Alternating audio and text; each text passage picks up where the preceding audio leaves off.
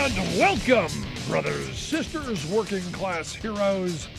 This is The Rick Smith Show. Thanks so much for being here. Today on the big program, lots to get to, lots to talk about. Spend a little time watching TV today. Don't do it much. Spend a little time watching the cable news, flipping back.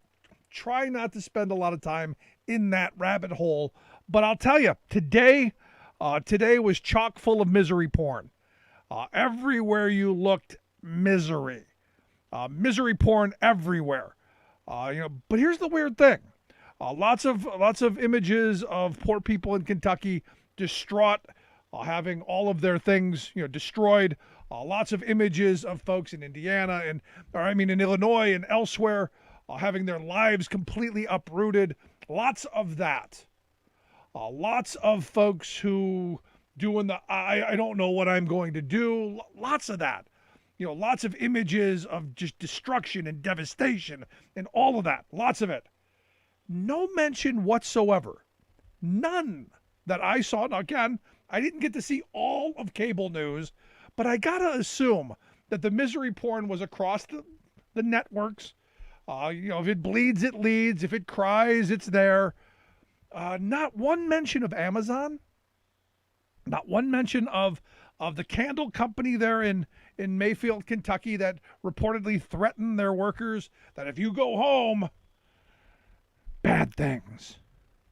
None of that. None of the talk about low-wage workers. None of the talk of the loss of jobs. None of that stuff. Just the misery. Just the misery. Now, there were a couple of nice little stories sprinkled in of someone who's cleared a patch and we're going to start attempting to rebuild, even though there's no concrete available and the work, the materials aren't there.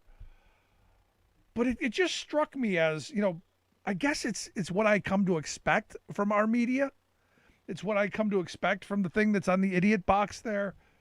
Lots of devastation. And look, I didn't even get to see much of Biden, who was in Kentucky, visited the devastation, promised the fact that, look, for the first 30 days, the federal government is going to make sure they cover everything. They're going to put every resource to it. They're not going to be left alone. And interestingly enough, he did not throw paper towels at anyone.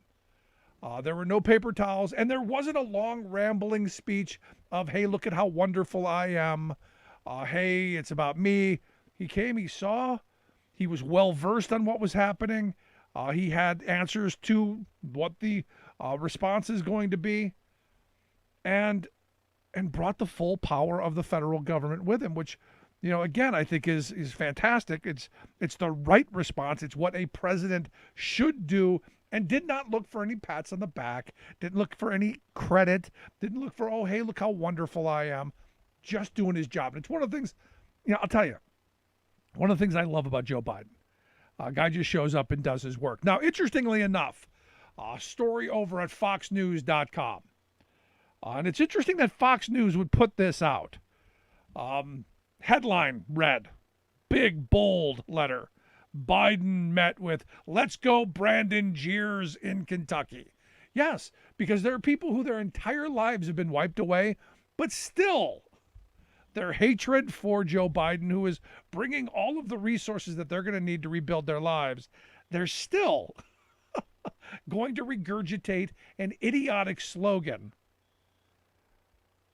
and still have the flag of the former guy, because as you read the story, he was greeted with a Trump flag and someone yelling, "Let's go, Brandon," as the president got out of his motorcade. This was over at Fox News. I wasn't there, don't know. But we're in this thing where you go, how is it that even in this we're divided? Never for 1 second did I go, hey, it's Kentucky, we should give them nothing. It's Arkansas. It's the places that voted against their own best economic interest. It's the people who voted heavily against Joe Biden. Never once did the thought even cross my mind to take this and use it politically. And this is what the former guy was famous for. And, we're in this moment where, I've even seen some stories of people going, well, I'm surprised Joe Biden. No, I'm not surprised Democrats and Joe Biden have moved forward on this. I am kind of surprised at Rand Paul, however, because Rand Paul is a pure ideologue, or so he wants us to believe. He then went and begged for resources, while every time it's come up in the past for anyone else, he's always voted against it. And again, this is one of those interesting kind of just throwing it out there, a little interesting juxtaposition where, you got Rand Paul, who politically understands if he were to vote against this, that would be really bad. That'd be bad for him politically. So he didn't have a choice. But my thoughts, my hopes with the folks there and the rebuilding process, some of the stories that you saw, going to take anywhere from 3 to 10 years for people. And I just can't imagine. Now, I remember, a couple years ago, well, it's been a lot of years ago, my wife and I had a house that burned. And, I remember the loss and my wife took it a lot harder than I did. I'm generally not attached to stuff. I don't have any of that. But for her, it was a tough thing. I can't imagine what these families are going through. What these communities are going through, where everybody's wiped out, and especially at this point, days before Christmas, where everything is gone. I can't imagine. And the thing is we will rebuild. I have the full faith in Joe Biden and the administration to get the resources and the people in the place to help rebuild and to hold insurance companies accountable to make sure that these folks are made whole. Now, again, I come back to this. A lot of, some of the stories that were out there were, people weren't insured. And I don't know how you own a house. I don't know how you put yourself into these situations without insuring yourself, other than, look, these are poor communities. These are people who they don't have the resources to be able to insure themselves. So basically, they're out of luck. Unless the federal government comes in and helps them, unless charities come in and help them, unless the good of we the people come forth and say, we're going to attempt to help make you whole, they're screwed. And it comes back to this. It's still the poverty. And for me, the thing that I would like to see come out of this is how many people are dependent, how many people couldn't leave jobs, how many people were in desperate situations, couldn't leave the area. This is one of those moments to talk about poverty. The people who are going to do okay, they're the people with the resources.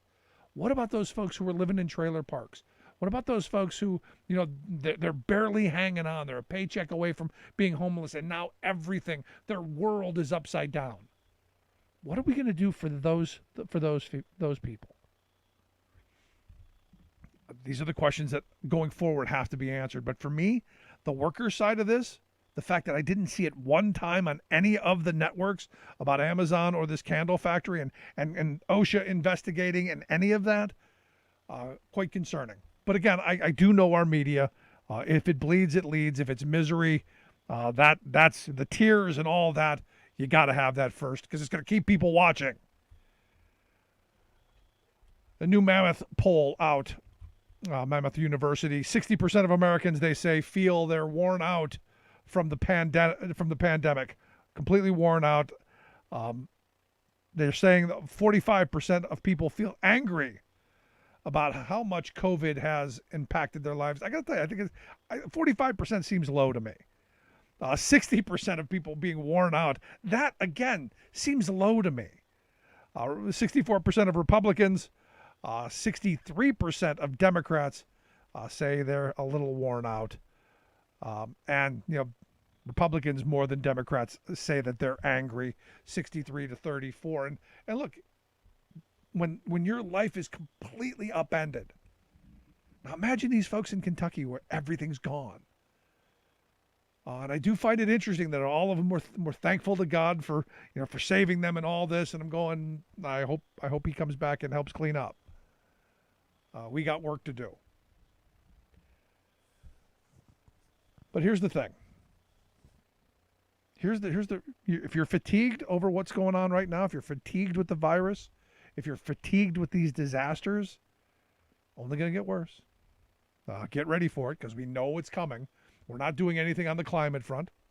Nobody seems all that interested in dealing with how we're going to help stop some of these massive storms. There doesn't seem to be any real big long-term plan on how we're going to address the climate change issue. And I find it interesting that, on the virus, you still hear people go, well, what has Joe Biden done on the virus? And they're usually the people who don't like Joe Biden, who didn't vote for him, voted for the other guy. And they're usually the unvaccinated people who are making this all worse. Because one of the things that I did watch is I watched the CDC director, this Rochelle Walensky, give her spiel. And she laid it out. What I talked about the other day, the fact that our hospitals are filling up, and in some places they're completely full. And who is it? Overwhelmingly, like in the 80% plus range, it's the unvaccinated. And you go, the very people who are saying, why isn't Joe Biden doing anything, are the people who voted against him and are the unvaccinated. So the problem is what's driving this. Well, what's Joe Biden done for us lately? He's trying. It's you that's not doing what needs to be done. Now, they were talking about this Omicron variant, which evidently is racing across the country because it was just, a week and a half ago? Hit California, first case, California, congratulations, winner. They're now saying it's in 36 states already. And they're saying that, like the highest area being New York, New Jersey, with 13% of the cases now being the Omicron. Now, the good thing, I guess, is they're saying that this isn't quite as deadly, but more people are going to get it. And interestingly enough, you've got, universities across this country, colleges, saying, hey, well, we're going back to the online stuff. We're going to take tests virtually. The NBA has postponed games. The NFL's just slammed right now. And, the hot spots are, New England, the upper Midwest, the 5 states with the highest 2-week rolling average, New Hampshire, Rhode Island, Michigan, Minnesota, Vermont, with cases 100,000 people in each. And you go, wow, we're winning. I guess this is winning. And what's frustrating is, we get angry about all the crisis. We get angry about all of the things that are holding us up, are not letting us lead our lives. And yet, when you go, okay, here's the path. Everyone follow us on the path. There's always a segment. There are always people who are going to go, no, we know better. Saw something on YouTube. No, there was a Facebook meme. No, I read something on some website that nobody can pronounce, or who knows where it's from. And this is the frustration of the moment we're in, because a lot of this stuff we can have some say in. We should have been further down the road at beating this virus than we are now. We should have, from the beginning, been doing the right things, and not because it's mandated. And this was my frustration with government mandates, because generally I'm against the idea of making people do things, because I believe that they should want to do them. I believe that they should go, oh, it's in my best interest, I should do that. It seems like common sense. Now, I always get thrown back at me, but Rick, the virus, it's not going to kill everybody. Only a certain percentage, and they're usually the old people. And they've lived long enough. Let them move along. I need my whatever. Until it's them. And look, I talked about this the other day. I was in the hospital looking at people who have the virus. They're sick. They're hacking their lungs out. They're coughing. They're sweating. They're doing all kinds of stuff. And they weren't the people that I thought they would be. They're not the elderly. They're not people who have the comorbidities. Most of them were in their 30s. Now, will they make it? Maybe. Probably. Are they going to come out of this, with some side effects? Probably. But they'll probably make it. But at what cost to our medical system? At what cost to society? At what cost to their families? At what cost to themselves? And this is the screwy thing, because I'm watching, Fauci and Walensky give their song and dance, and it's the same one all the time. hey, protect yourself. Hey, wear a mask. Hey, get vaccinated. Hey, we know this is the only way that we can really fight this. You had Biden come out and say there's going to be no more lockdowns. We're going through it. And I said this months ago. There won't be any more lockdowns. We're going through it because we're going to have to. Because there are things that we can do now, I guess, a little bit differently than you could do a year ago. But the frustrating part is, as Fauci said, we now have the tools that we can do some things. But he says, look, we should be concerned, and we should be doing the right stuff. Only in this moment in our history where we're so divided, where common sense is the thing that's being ripped apart on us. I'm just continually shaking my head on this. But I'm curious, are you fed up with where we are? Are you ready to get through this? And do you think this is going to be, as I do, something that's going to be with us for decades? We're going to have these kind of things going on and on for quite some time. We're going to need to get boosters and shots, and all of that stuff's coming.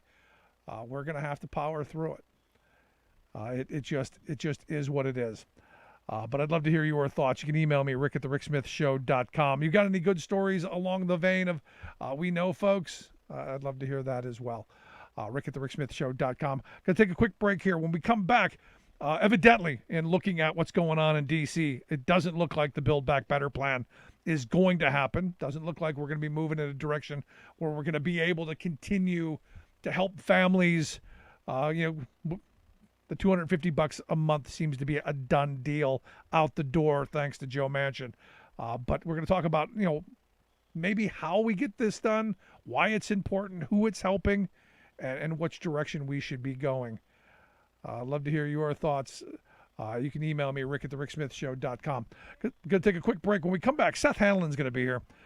Seth is the senior fellow of economics there at the Center for American Progress. He's going to give us some thoughts on this. Quick break. Right back with Seth. Stick around.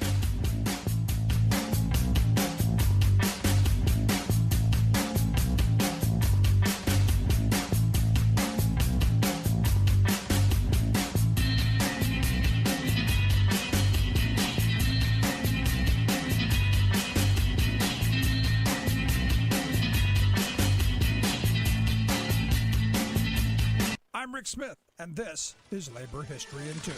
On this day in labor history, the year was 2008. That was the day UE Local 1110 members at Republic Windows in Chicago began a 5-day occupation to protest the imminent closure of their plant. A month earlier, Republic workers witnessed management moving machinery out of the factory. They began monitoring where the machinery was going and soon learned it was headed for a new non-union plant in Iowa. They planned a possible plant occupation. By December 2nd, management announced the plant was closing in just 3 days. Republic Windows owner Richard Gelman blamed Bank of America for refusing to extend credit just as the federal government had bailed out the banks in a $700 billion deal. Workers learned they would receive no severance or vacation pay despite WARN Act mandates. The next day, they rallied out in front of Bank of America chanting, "You got bailed out, we got sold out." Workers were determined to occupy the plant that Friday when they went to pick up their last paychecks. Police refused to remove the sit-downers, and the occupation quickly made national news.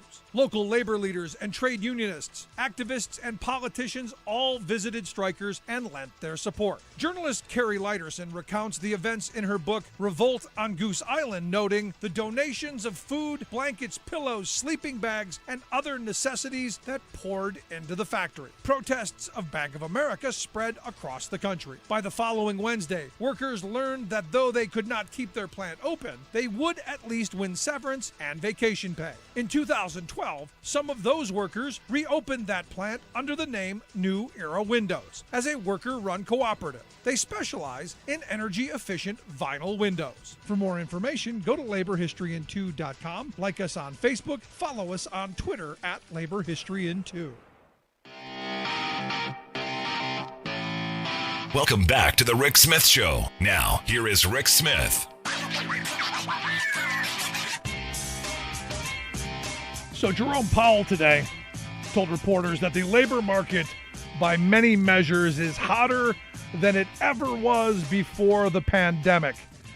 And ultimately, he said, look, we're going to start pulling back on some of the economic aid. And I guess the era of low-cost borrowing, they say, is coming to an end. And I guess some of this, what they're saying, the Fed is now saying that they predict next year unemployment's going to be going to match a 50-year low. We're going to have almost full employment. It's going to be wonderful. It's going to be fantastic. So this is why I think you got the Joe Manchins of the world coming out here and say, well, we don't need any more of that stimulus. We don't need any more aid for working families. We don't need that stuff anymore. And look, right now is the last check that's going out today, the next couple of days. The last check for families is $250 per kid. That has helped millions of people, stay out of poverty and helped kids across this country in ways that we've been calling for years. And have someone like Joe Manchin say, no, we're not doing this. Really frustrating. And here to share some thoughts on, where we are, where this is going, and what it means, I've asked Seth Hanlon to come talk with us. Seth is a senior fellow for economics there at the Center for American Progress, AmericanProgress.org, their website. Seth, thanks for taking some time for us. Yeah, thanks, Rick. So I'm looking at this, and let's start right with the what we're talking about. It's this $250 a month per kid that's going out. That has done really great things, as everybody all along was saying it was going to. It helps feed kids. It helps alleviate some problems for families. It has been wildly successful and wildly popular. Yeah, absolutely. I mean, it's been really a transformative program. It's just been, these checks have been going out, monthly tax credit payments just for 6 months. And in those 6 months, I mean, we've seen families spend money. I mean, the surveys have shown that they're spending money on basic necessities, food, clothing, school supplies, rent, to provide a better life for their children.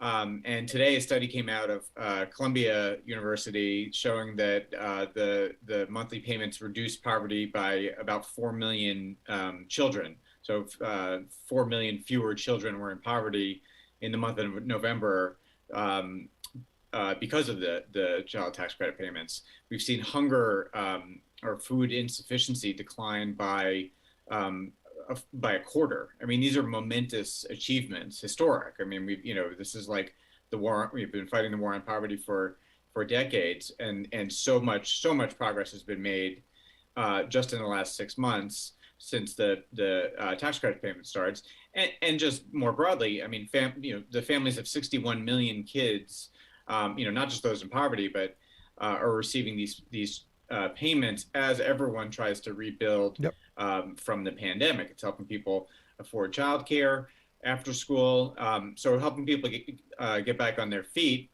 But unfortunately, today was the last payment that's authorized under law. And also you have Joe Manchin coming out, basically stripping this out of any conversation of moving the Build Back Better plan forward. And I'm trying to figure out why, and I guess the argument he's making is the economics. This is causing inflation, but coming from one of the poorest states in the country, where this is probably helping as a percentage of the population, probably more than any state in the country. I don't know how you turn this away. I don't know how you go, no, I don't want this for my constituents. I guess it's just going to make them lazy. Is that the theory? I really don't know. I mean, I think he's worried about the deficit. I mean, I think these are largely misguided concerns. I mean, the bill is fully paid for. And I mean, I think he's worried that the extension's only for 1 year, so that, it should be paid for more years.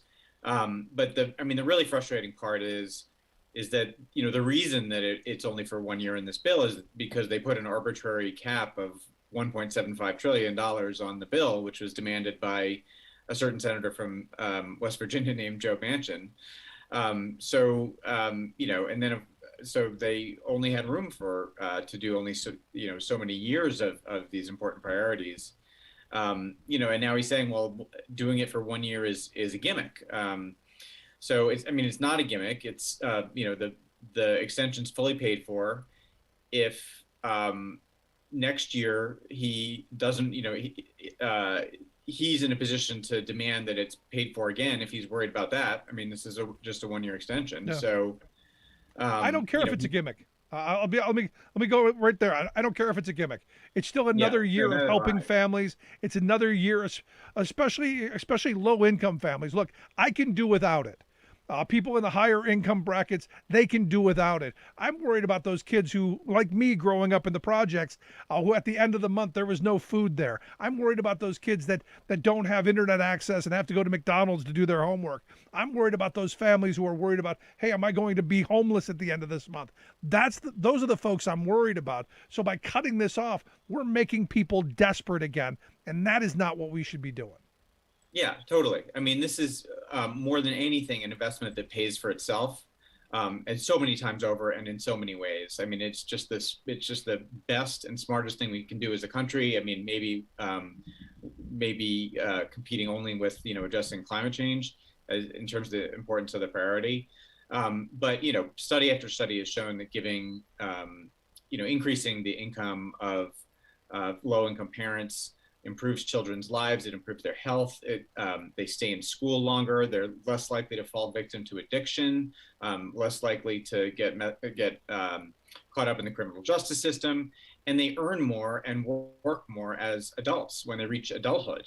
That's what these sort of long-term studies have shown us. So I think there is I think a myth out there that the child tax credit payments are going to make parents sort of sit on the couch all day because they're collecting what amounts to $3,000 a year per kid, which is not exactly something you can live on. But it's so short-sighted because it actually is going to increase. I mean, not only does it allow many parents to work because it allows them to afford childcare, transportation, or whatever their needs might be, but it's going to increase the achievement and earning power of children when they grow into adults. Yeah. Now the weird thing for me, and you're the economist here, you're the smart guy in this. The weird thing is this is something that conservatives used to be for. Correct me if I'm wrong, but this kind of mirrors what Uncle Milton Friedman's negative tax was based on. And back then it was $6,000 a year. We're talking probably 45 years ago when he dreamt it up. So this to me is one of those things that should, and look, is popular across the aisle. I don't know very many conservatives going, no, take this back.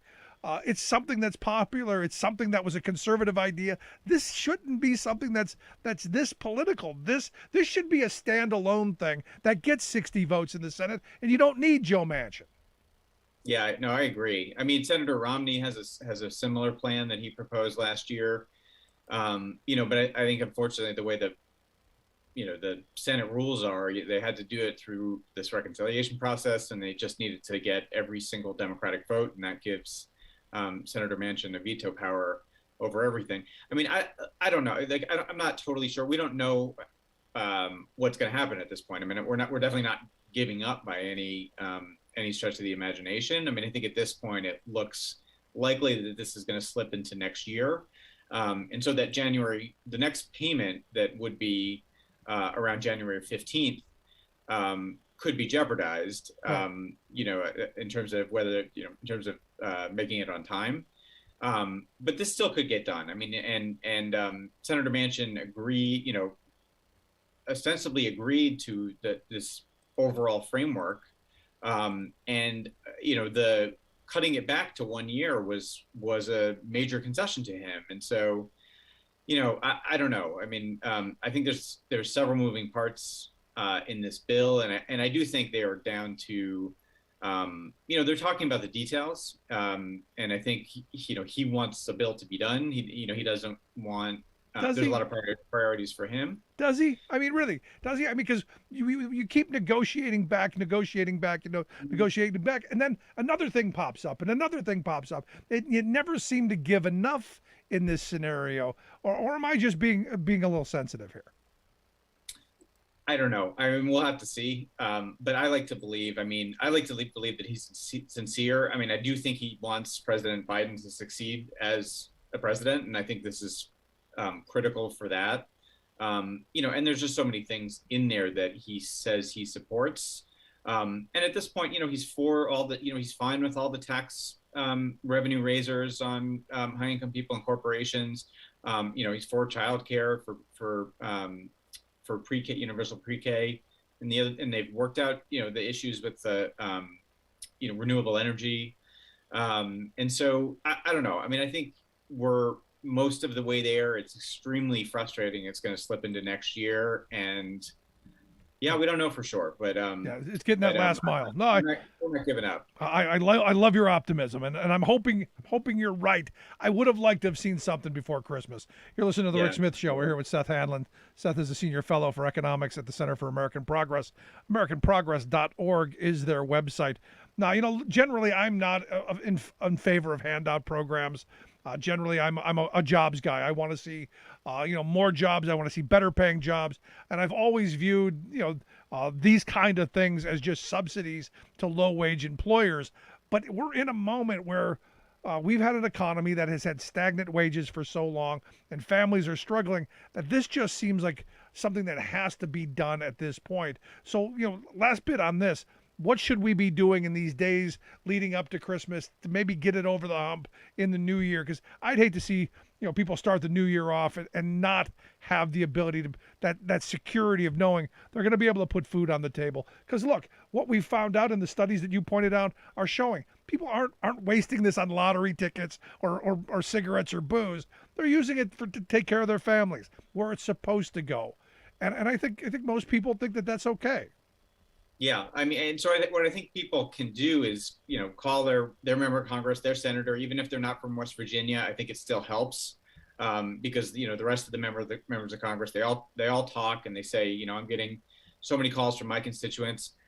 Tell your story. I mean, we featured a number of mothers who are receiving the child tax credit payments that have really changed their lives. Being able to buy furniture, toddler beds and winter clothes for their kids.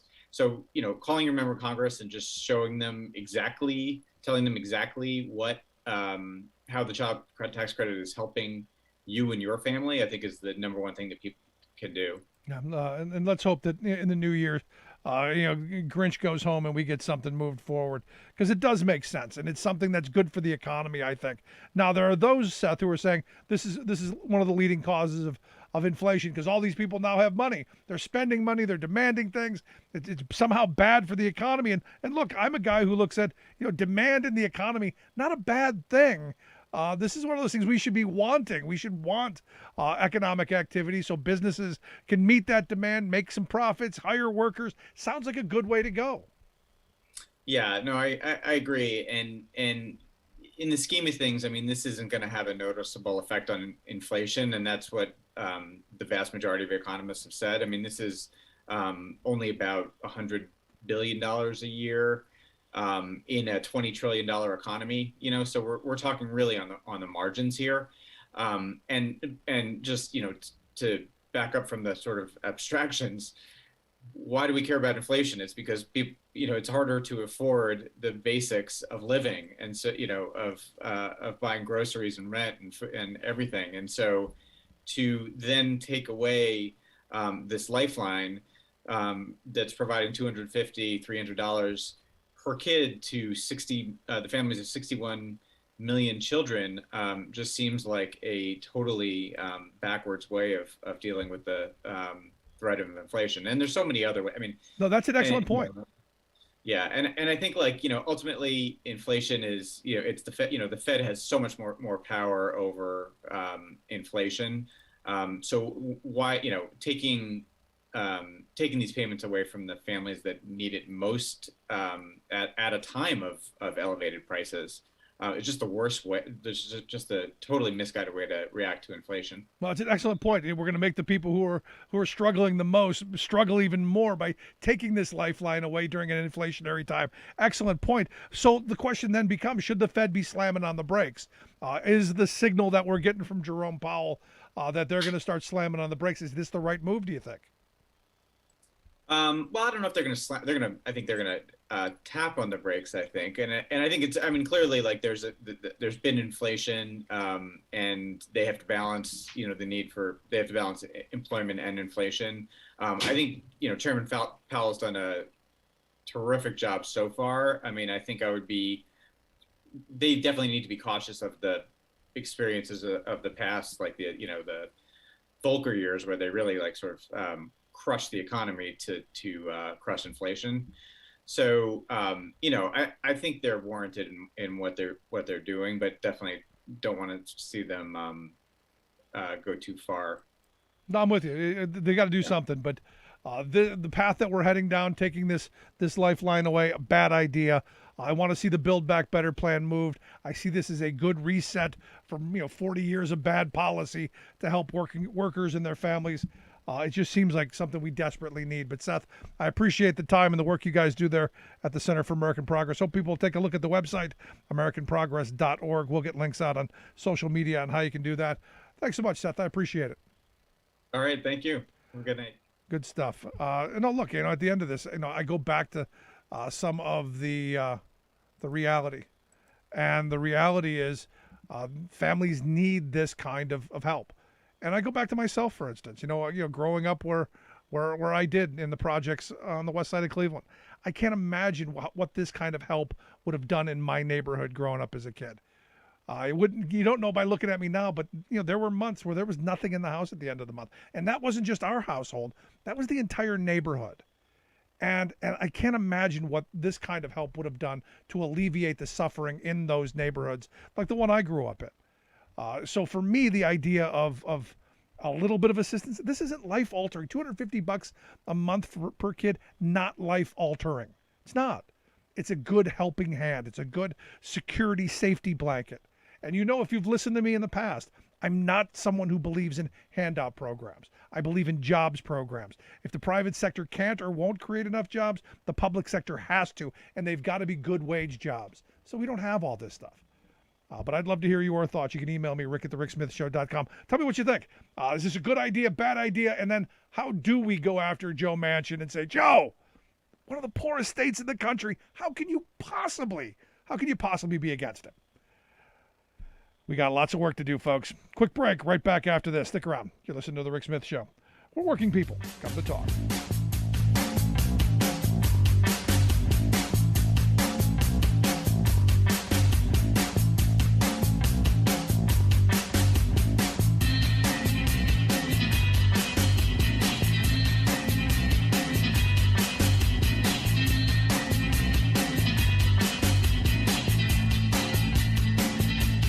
I'm Rick Smith, and this is Labor History in 2.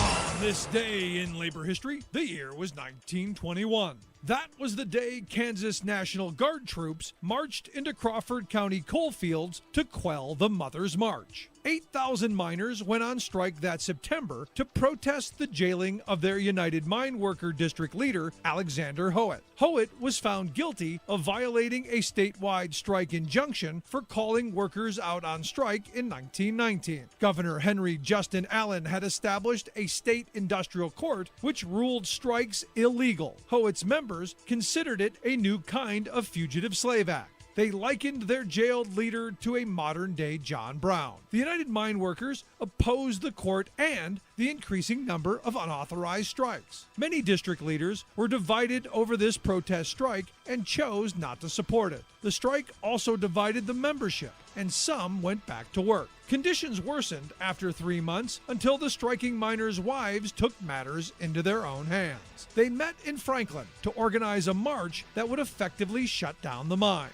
Their numbers grew from 500 that first day to over 4,000. According to Benjamin Guzin, for 3 days the women stormed area mines, obstructed traffic, and assaulted workers. When met with resistance, they threw red pepper at scab workers and overturned their lunch buckets, showering the miners with coffee and what had been intended as their midday meals. 4 companies of National Guard troops, including a machine gun division, arrived to stop the march and break the strike. The press derisively referred to the women as the Amazon Army. Many women were arrested, but mobilized their newly won voting power to unseat anti-labor politicians the next spring. As a result, the state's industrial court was ruled unconstitutional. Like what you hear? Check out more at laborhistoryin2.com.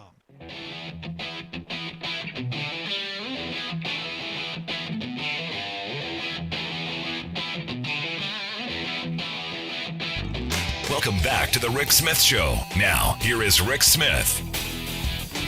You know, it's frustrating. We go from taking $250 away per kid from families because it's not going to pass. Manchin's not going to let it happen, and I don't see him letting it happen next year either. I know there are folks who think, no, he's going to come around. I just think he's a guy who's never going to give in. He's always going to want more. That next inch until eventually it just collapses. But you go from that we're helping poor working class families to put food on the table, keep a roof over their head, to this story about our nation, not just our kleptocrats, but global kleptocrats using the U.S. as a place to hoard their millions and even billions, while literally people are starving around the world. It's so infuriating that the wealthy, they seem to get away with stuff that, well, the working class doesn't. And here to share some thoughts on just that, I've asked Tim Noah to come talk with us. Timothy's a staff writer over at the New Republic. He's got a piece out how Biden is cracking down on global kleptocrats. Timothy, thanks for taking time for us. Thanks for having me. So, my mind is in this spot right now where we're talking about the fact that the $250 tax credit this is the last day for it. Manchin's pretty much thrown a wrench into it passing by Christmas, so probably not going to happen early next year or either. And I'm looking at your story. We were talking about trillions of dollars being held in these shell corporations, and we've known about this for years. It's not new. And it's just infuriating me that the wealthy seem to get away with criming at a rate that, well, you and I never could. The wealthy have become a criminal class with respect to tax paying. The IRS is very straightforward about the fact that they've cut way back on their audits of tax audits of the wealthy because they simply can't afford to conduct them. The Republicans have been steadily slashing the ranks of people who work at the IRS, and as a consequence, these audits tend to be focused on abusers of the low-income tax credit, which speaks to your point. But Biden is trying to go after the kleptocrats, these financial arrangements that shelter money for the rich in the United States and around the world. One hopeful sign is what Janet Yellen, the Treasury Secretary, said last week, which really kind of took me aback. She said, there's a good argument that right now the best place to hide and launder ill-gotten gains is actually the United States. Now, I've written that before, but for a U.S. Treasury Secretary to say that, that's a big deal. That's a big deal. Because I always thought it was Switzerland. I thought Switzerland was where all the global oligarch and the kleptocrats hoarded their money, and then you find out no, it's actually South Dakota, it's actually Delaware, it's actually Nevada. About 10 years ago, Switzerland had to clean up in a big way because there was an international crackdown on them. But the U.S. has not had to clean up, and a lot of this happens at the state level. Delaware, South Dakota, places like that. But now Biden, who's from Delaware, is saying that he is going to crack down on these practices. And last week, we saw the first two efforts made. One was a regulation that's going to vastly increase disclosure of who owns various shell corporations, and another is going to vastly increase the disclosure of cash transactions in real estate. Real estate in particular has been kleptocrat heaven for a long time. Yeah. No, we used to go to Florida every year before the pandemic for Christmas. We would spend 2 weeks down there, and increasingly you watched the turnover of what South Florida was. A lot of Russian money came in there, about 10, 15 years ago, and in big ways to where they own most of South Florida. And you go, gee, how many Russian families can afford a $2 million condo? Right. And it's oligarch money. It's criminal enterprise money. Let's put it that way. Yes, absolutely. And it's easy to hide that money.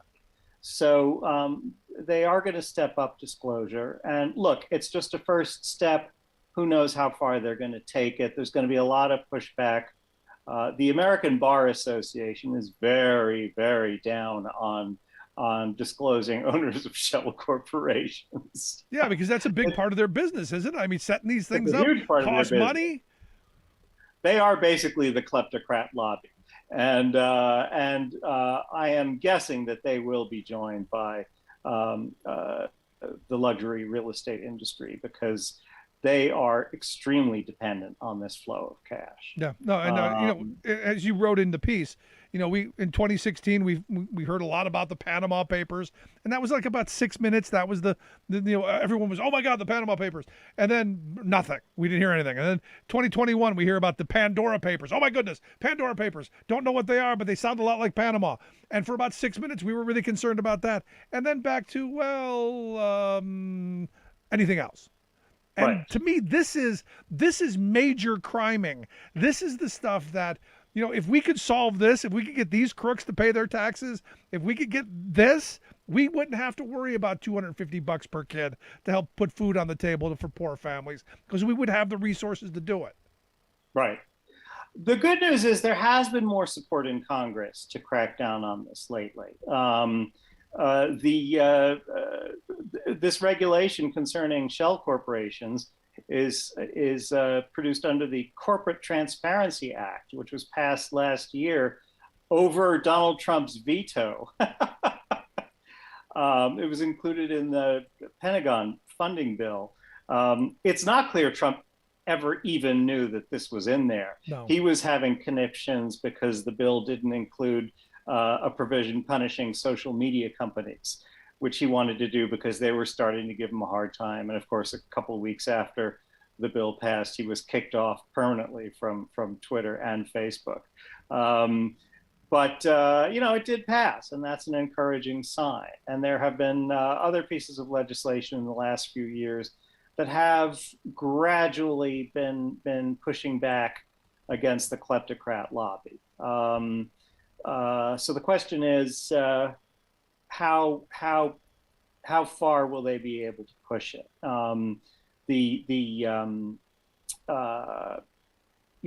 These groups tend to find a sympathetic ear, or have tended to find a sympathetic ear with Republicans in the past. Yeah. And they don't at the moment, but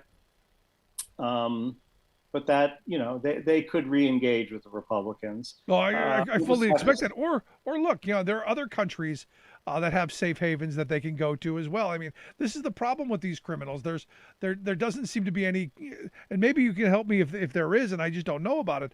There's no way to follow these people around the globe. They could end up in Bermuda or the Caymans or who knows where. Well, there are international disclosure agreements, but it's hard for us to sign on to these international agreements when we violate them. So we have to clean up our own act before we can really make this international crackdown progress. Now, how many of these folks are we talking about are U.S. citizens? Because I read in your piece, who are these kleptocrats? And you went through, Russian oligarchs, Mexican drug dealers, Saudi royal family, the Chinese central communist, government folks. There's a bunch of these folks. How many are actually U.S. citizens who are pulling this stuff? We don't have very specific figures, but there is one. There was a report done by the think tank Global Financial Integrity. From 2015 to 2020, $2.3 billion was laundered through real estate purchases, and more than half of these involved quote unquote politically exposed persons, meaning foreign kleptocrats. So right. A lot of them are foreigners. But it's embarrassing. It's embarrassing to have the United States become this kind of seedy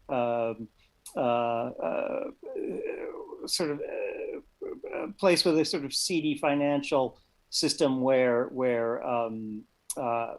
international kleptocrats can can hide their ill-gotten gains. Yeah, well, we've simply become the polo ground for the uber wealthy globally, and look, there are folks who believe that the wealthy shouldn't have to pay taxes, and I see it all over social media. There's a whole push of, and I don't know who's funding it, but there's a whole push of people going, no, they're the smart people. We should let them have all the money because they know what to do with it. And it's incredible that we buy it, but we have, Timothy. I mean, we've bought this, trickle down economics was that argument. Give the smart people all the money and they'll be benevolent and they'll take care of us. And some of it will fall out of their pockets and we can fight over it. Well, last week I wrote about Hertz, and Hertz is now the darling of Wall Street. Their last quarter profits was up something like 39%. And they just came out of bankruptcy. They just stiffed their creditors, came out of bankruptcy, and immediately went on a stock buyback binge. They haven't bought back the cars that they got rid of during the COVID recession, and they haven't hired back the people they laid off. Their priority is stock buybacks, which is self-dealing. Yeah, but they did a commercial with Tom Brady. That's something, right? They got money for that. Yeah, no. What I wrote in my piece was that it's getting to the point where corporate success on Wall Street really looks an awful lot like corporate failure everywhere else. I don't know if you've been to a rent-a-car counter lately, but they're like soup kitchens. I mean, they're sort of run down, sort of long lines of frustrated people. They're short-staffed. You just look around one of these places and you think, this is a successful company? Yeah. This is what a successful company looks like? No, I was there. Successful because they can jack up they don't need more cars. They can just take advantage of the shortage by jacking up the price on the cars they've got. It's crazy. You're listening to the Rick Smith Show here with Timothy Noah. Timothy's a staff writer over at the New Republic. You can check out his work over at timothynoah.com. We'll get links out on social media and how you can do that. But here's the thing. We're sold on this idea that we need these folks. We need this system. And at every turn, the system is broken. At every turn, the system has the wrong rewards.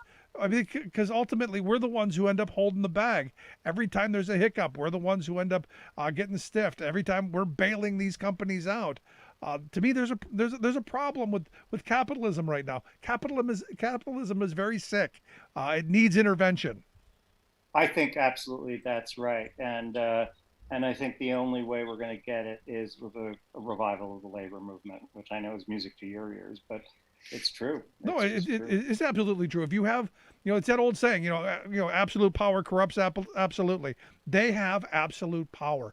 You look at our Supreme Court. Our Supreme Court has almost nothing to do with all of this cultural issues or societal issues. It's about being a rubber stamp for corporate America. You know as well as anyone, 3/4 of the cases that go before the Supreme Court that the Chamber of Commerce puts their name on, they win. The moneyed interests always win. And that's why I think a lot of people are frustrated, why they're so easily pitted against each other on these social issues, because they feel they're powerless on the economic ones.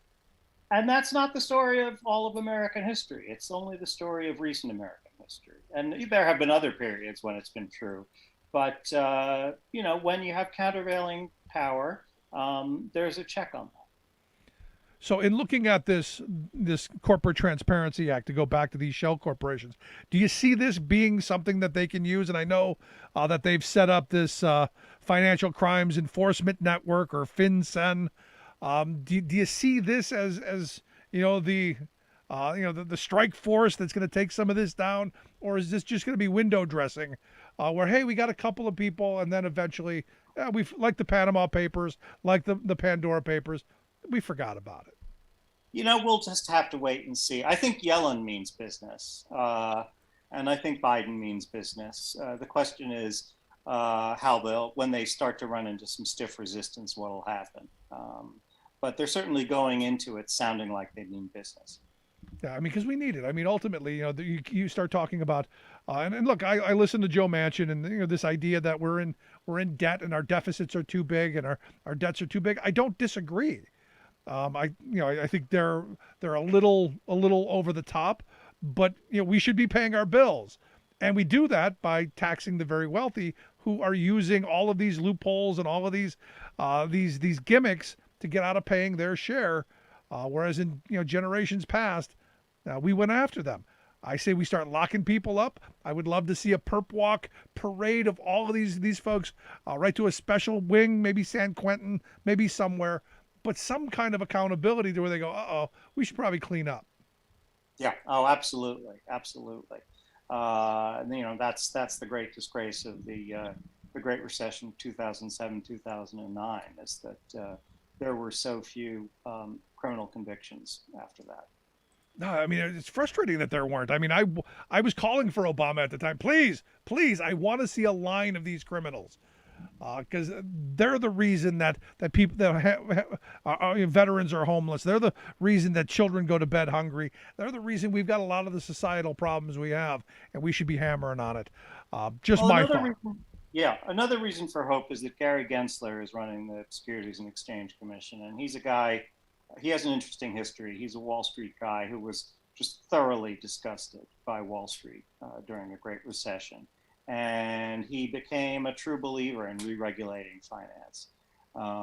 So I think we should see what he does.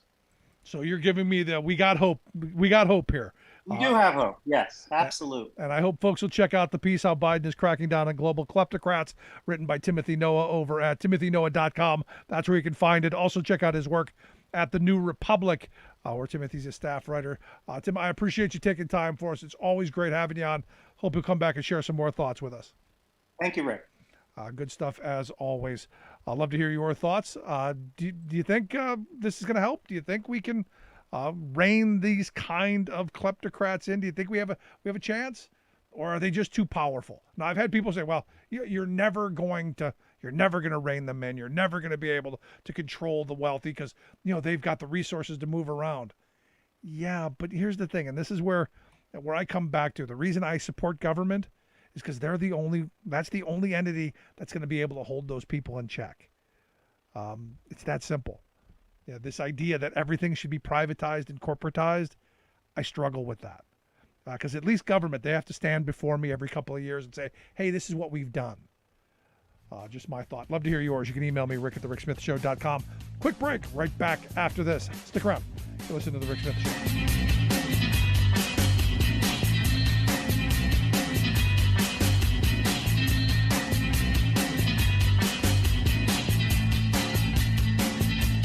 I'm Rick Smith, and this is Labor History in 2. On this day in labor history, the year was 2005. That was the day the labor movement lost a man who was willing to go to jail to fight for the rights of working people. Clinton Jenks was born in Colorado Springs in 1918. He learned of labor consciousness from his father, a postal worker. During World War II, Jenks served as a navigator for the Air Force. He was awarded a Distinguished Flying Cross.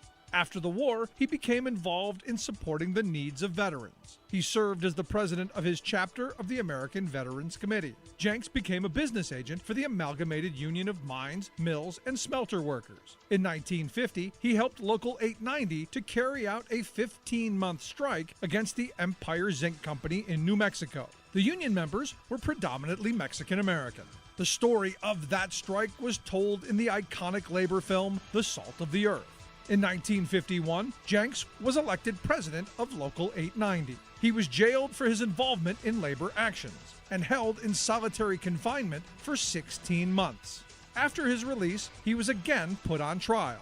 This time, he was accused of being a secret member of the Communist Party. It was illegal for labor leaders to have ties to the Communist Party after the passage of the Taft-Hartley Act.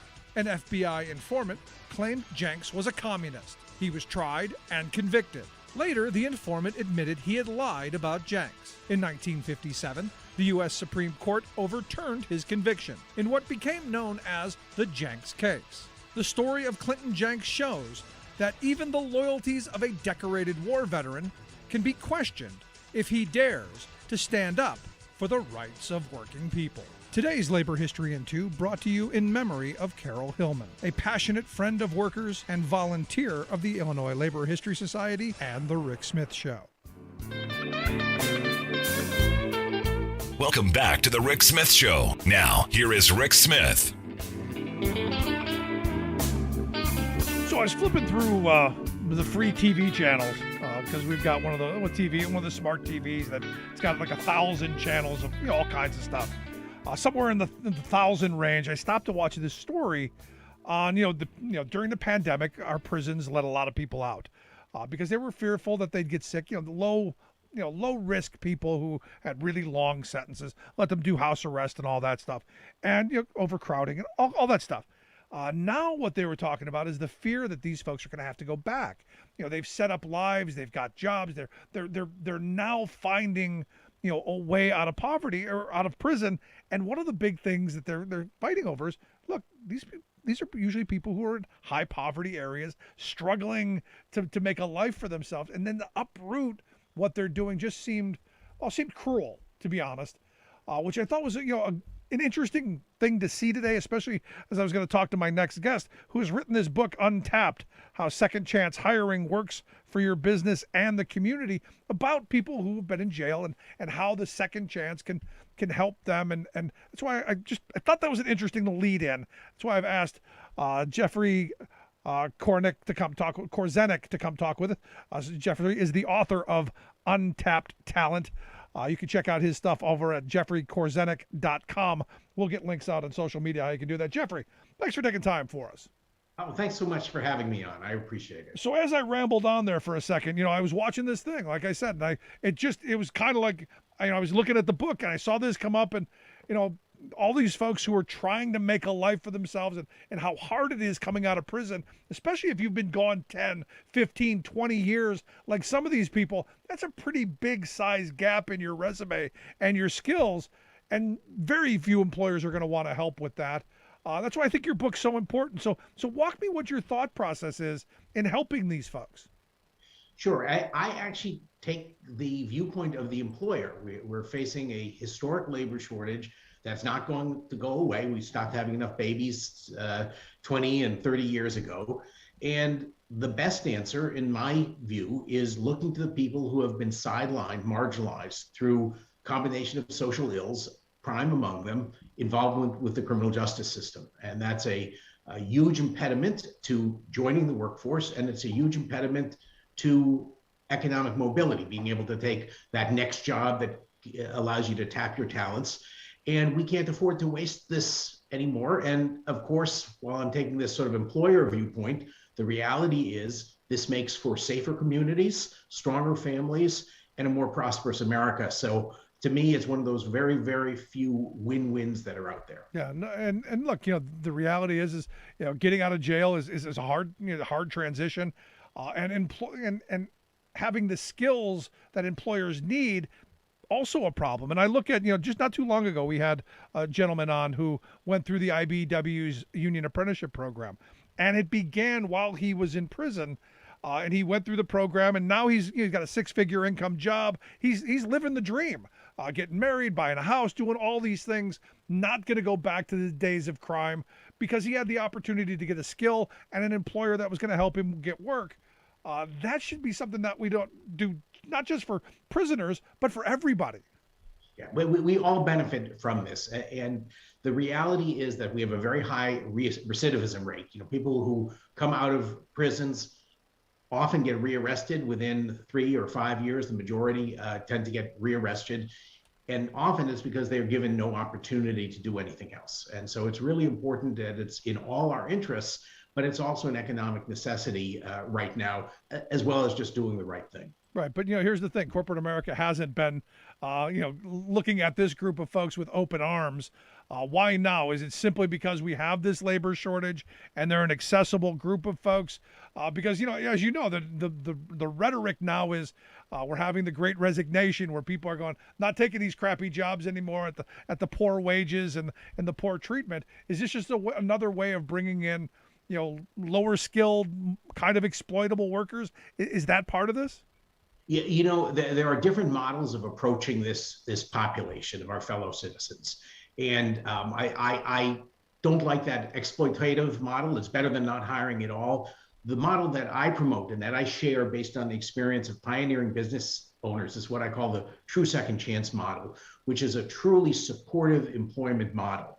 And this is the model that not just delivers another worker, but when you go to this overlooked talent pool, you find the people who are ready to work and then critically give them the tools they need to thrive. You get exceptionally loyal and engaged workers. So that's the model that I promote. It's not exploitation. And corporate America is increasingly willing to look at this model because it makes good business sense. Right. And I think we also had our eyes opened in the business community. I'm a banker by day. We had our eyes opened in the business community by the George Floyd murder and all the events that have kind of awoken us to understanding that there's something not right with the U.S. criminal justice system. Now, are there places that are doing this, that what you're talking about? Are there employers who are doing this well that you think that you can use as an example? Absolutely. I actually profile a number of them in the book. Most are small employers that no one has ever heard of unless they happen to be in the city. I devote a whole chapter to a company called JBM Packaging in Lebanon, Ohio, that tried this simply because they ran out of workers. And it started to work so well, they got hooked. They now set up a paid training program in an Ohio prison. They opened up a new facility in inner city Cincinnati because they understand that's where they can find employees and talent. And they provide all sorts of wraparound services in partnership with nonprofits like transportation services. They help people with clothing. They help them find housing, all the things that people who are just starting out again and have never, in many cases, been given a first chance need in order to thrive. So it's really inspiring, but it's also good business. Yeah, all the invisible capital that I think most people take for granted. You know, the ability to get to and from work. You know, where I grew up as a kid, we weren't on the bus line, so getting those kind of decent jobs, those family-sustaining wage jobs, were increasingly difficult because we weren't on the bus line. And, you know, the transportation thing was a huge barrier for people to get decent jobs. So it's good to hear that you talk about that. Also, the clothing and the skills that come along with it.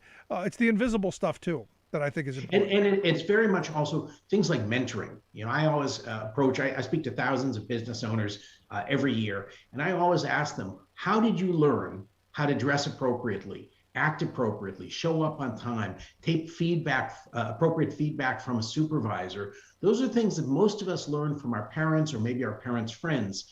What's happened is the criminal justice system has so permeated certain communities that you have multi-generational lack of employment or gainful employment. So just the values of how to work effectively have been lost, and employers need to recognize this and meet these workers halfway.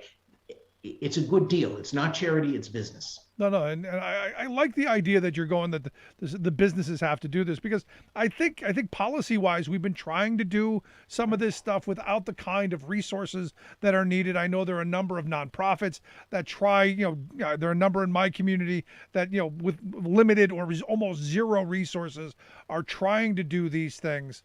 I think it's good. So where is this money coming from? Is this something that the businesses are setting up? Are you talking about, government money that comes into this? How do you see this on a bigger scale playing out?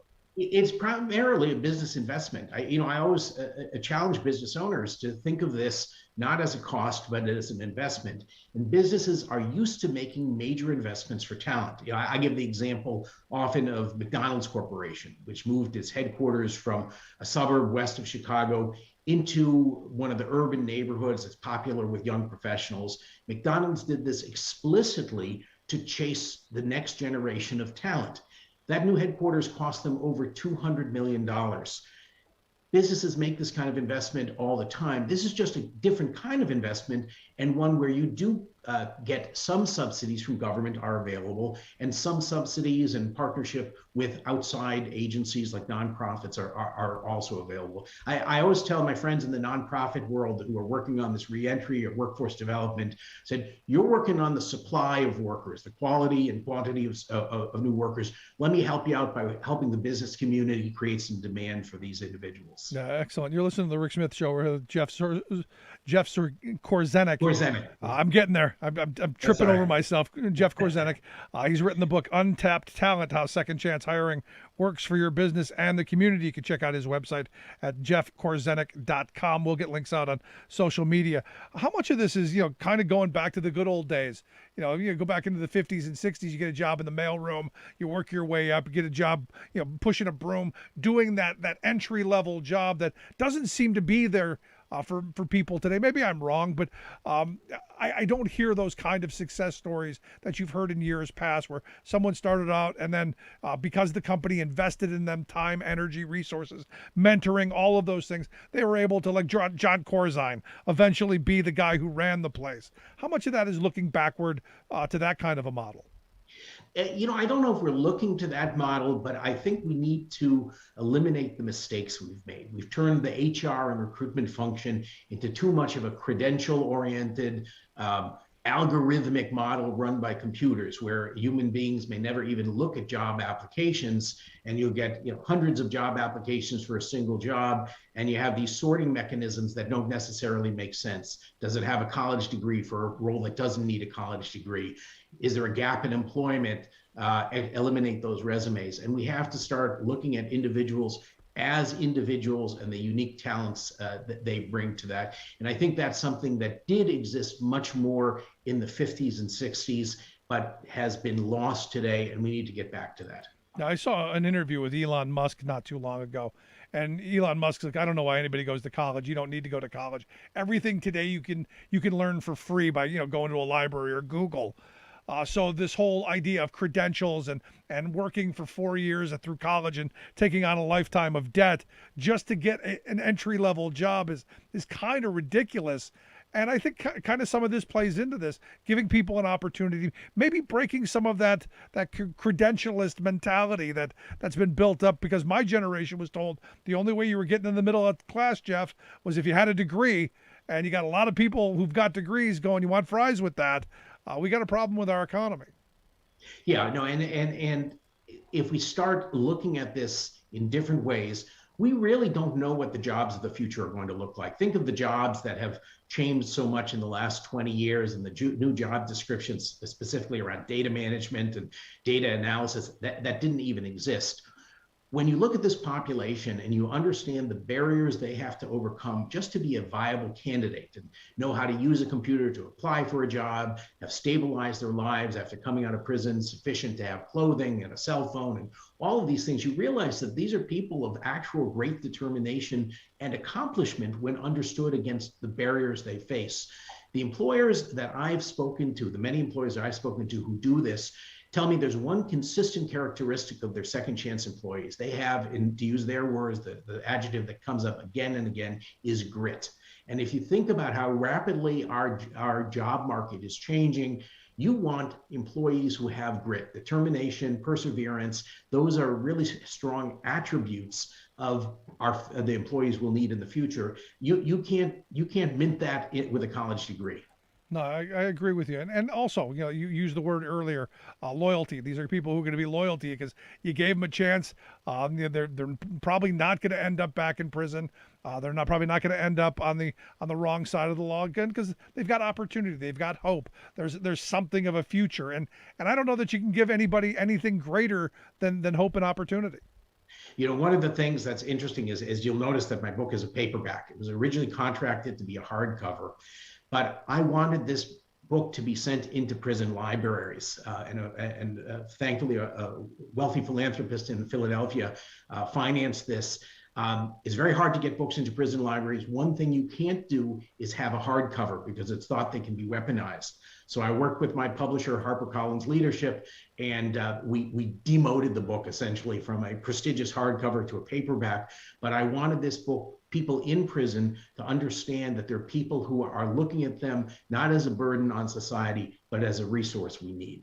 Yeah, how much of this, because again, I know a lot of people who do this kind of work. And you look at some people, and whatever their motives may be, they talk a good game, but when it comes to, well, not my business, somebody else's, are you concerned that that's kind of what this can be taken as? I'm not into performative stuff. You know, the proof is in the pudding. Are you hiring people with criminal records, and are you giving them the kind of support you need to thrive? Very often, companies would sign on to pledges, for instance, to be fair chance hirers, but never actually set goals to do so, or never really look at the processes that they had put into place that automatically exclude people with criminal records. So I'll give you a quick, for instance, for your listeners. Typically, if a background check comes up with something, it does need some kind of review. That's sensible. There are things like negligent hiring liability, there are regulatory barriers that you need to make sure you're not crossing. But the people who do this review typically have no career incentive to ever say yes. It's a risk to their careers. If they make a good hire, that's what they're supposed to do. If they make a bad hire with a criminal record, the fingers are pointed at them. Why did you do this? So you need to set up structures that balance that out, either having someone from a line of business that's feeling the pain of the labor shortage, part of that review, make someone an advocate, or kick it up to the executive suite where they have some kind of incentive to drive this kind of hiring. You have to do more than talk. You have to actually take action on this. Now, last line of questioning I got for you, because let's say you've read this book, you're in prison, you got your hands on a copy of this, you get out, what do you do? So if you are someone exiting prison, yes, one of the things that I strongly suggest is that you need to work with nonprofits or government agencies that focus on this, because the model that I recommend to employers is you have to go find partners who can help you figure out who's ready, or help develop and support people. So people exiting prison have to be visible to these nonprofits. The other thing that's really growing in popularity are these job boards that are specifically targeting this population. There's 70 million jobs. There's honestjobs.co. These are job boards. And certainly if you're coming out of prison, you're ready to work and have that stabilization, you should make yourself visible, because the companies that are willing to hire people with records are advertising on these boards. No, that's a great bit of advice, and this is kind of a good public-private partnership.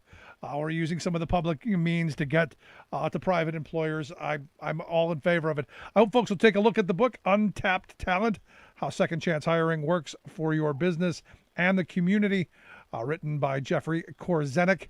Check out his website, jeffreykorzenik.com. Again, we'll get jeffkorzenik.com. Thank you. Just Jeff, not Jeffrey on the website. Oh, I'm sorry, jeffkorzenik.com. We'll get links out on social media on how you can take a look at that, and we'll get the right one. But Jeff, I appreciate the time. Great book. Thanks so much. Thank you, Rick. Take care.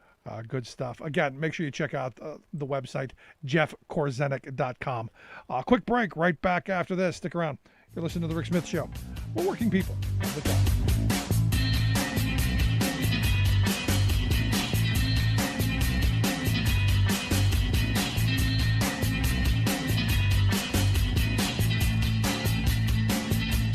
I'm Rick Smith, and this is Labor History in 2.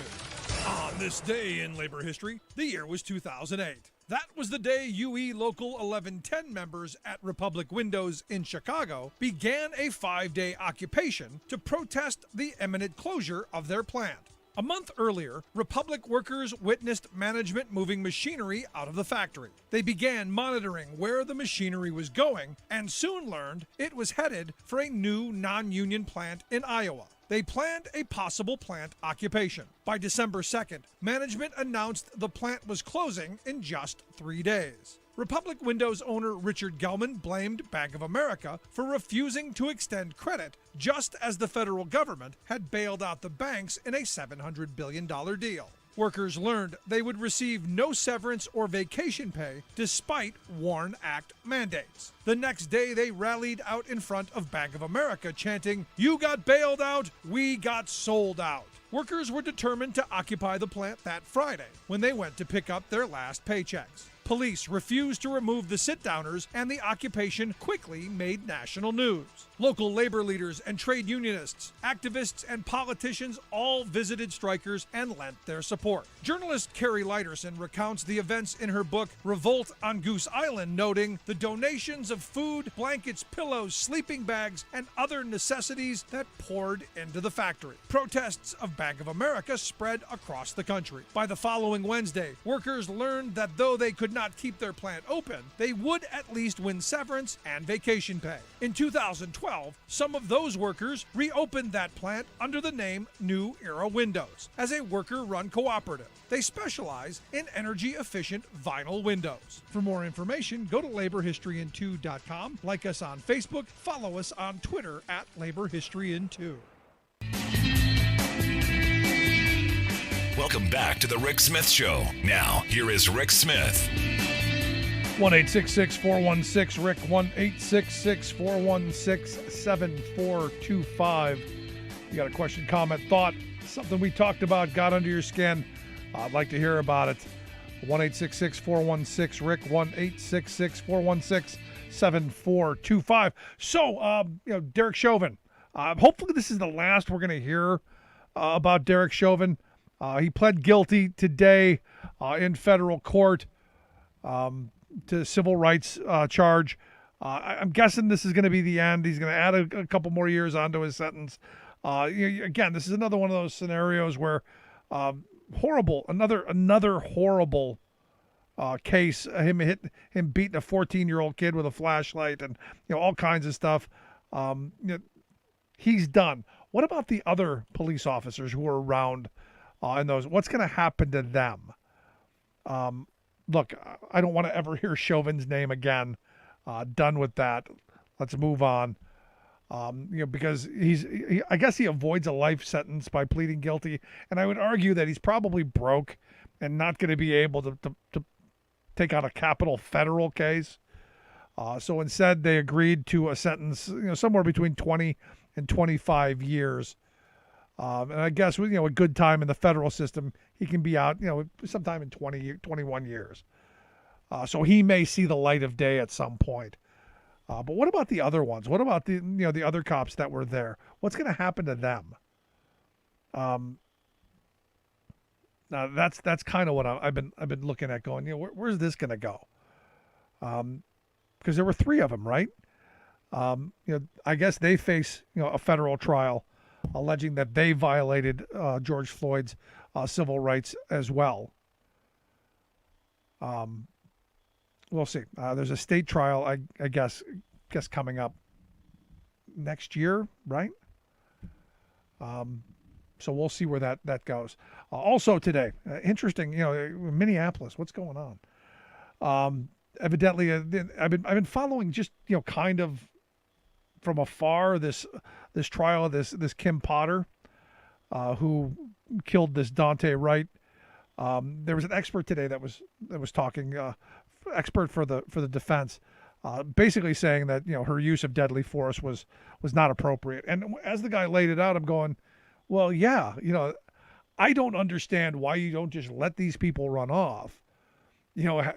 Follow them where they're going and then pick them up at the end. You know where they live. I'm reading through this story, and this is another one of these horrible tragedies where someone thinks, oh, I'm going to shoot. Now her thought was, I'm going to pull the taser and I'm going to shoot him with the taser. Oops, pulled the wrong thing, shot the guy. I don't know how you do that. I've held a taser and I've held a gun. They're very different feels. But it's happened before. This isn't the first time that this has happened. It has happened before. But this is one of these things where you go, why are we doing these kind of things to stop people from running when we know who they are, where we know where they go, where we can follow them. If they're racing down the road, they can't outrace a radio wave. And I was looking at this. I was thinking about,